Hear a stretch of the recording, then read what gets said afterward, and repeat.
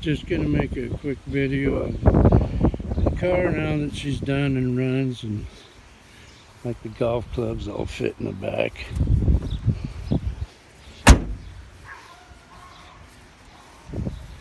Passenger side. Get in there. Go for a ride.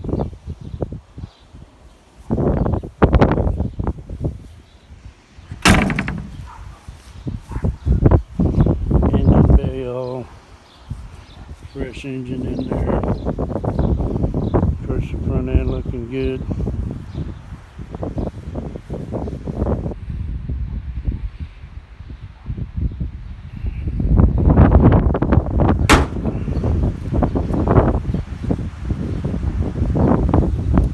And she sounds just fine.